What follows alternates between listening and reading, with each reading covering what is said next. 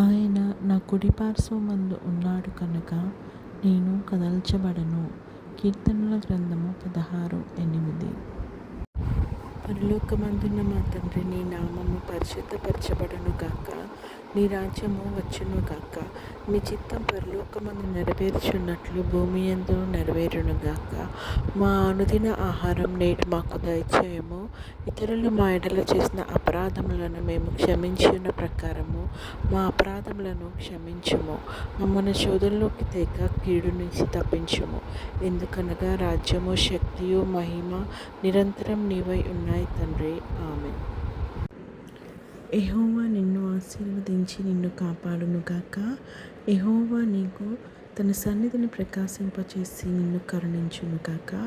యెహోవా నీ మీద తన సన్నిధి కాంతి ఉదయింపచేసి నీకు సమాధానం కలుగజేయును గాక. ఆమేన్.